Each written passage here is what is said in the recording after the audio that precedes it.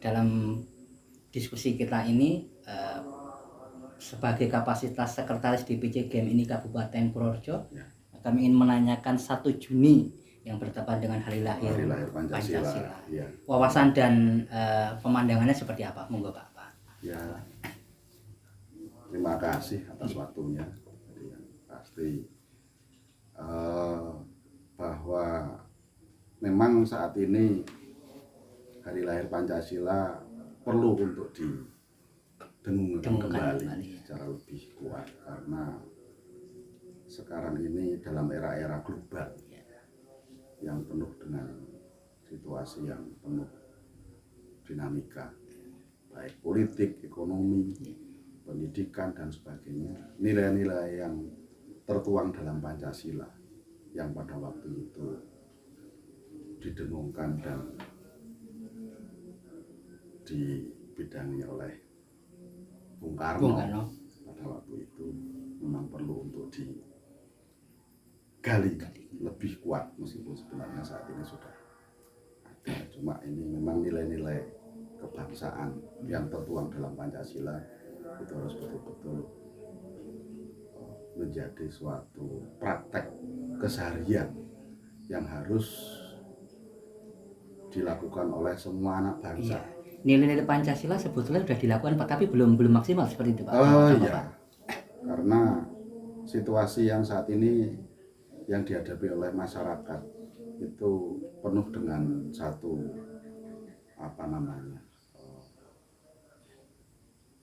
suasana yang cukup pelik ya, saya lihat gitu.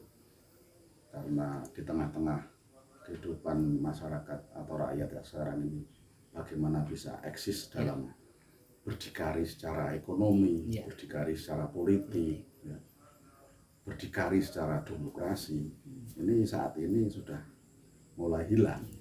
Nah, ini mungkin perlu kiranya bahwa apa yang tertuang dalam nilai-nilai itu bisa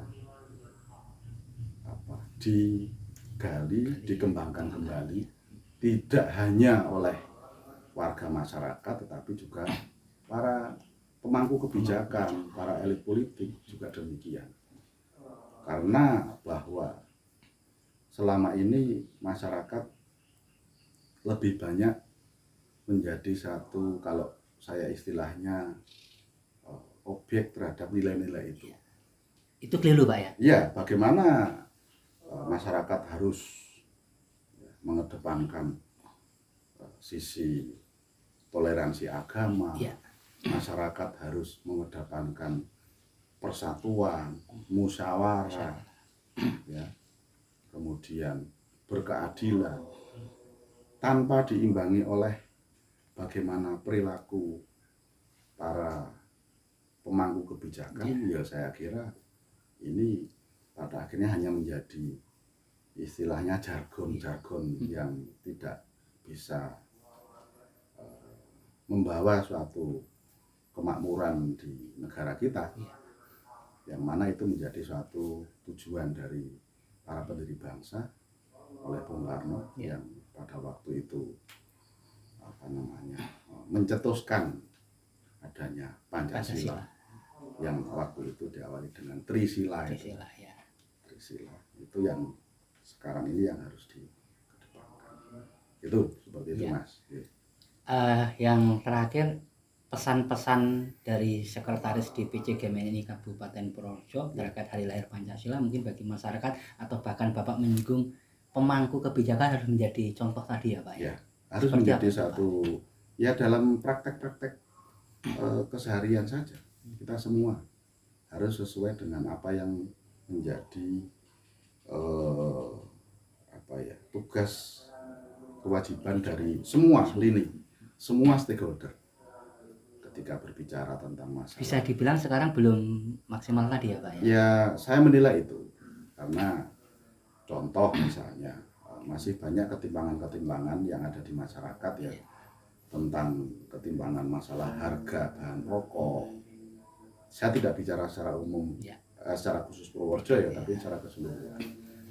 Kemudian kebijakan yang seringkali juga berimbas pada apa namanya, kepentingan masyarakat. Itu yang seringkali belum seluruhnya terakomodasi di situ.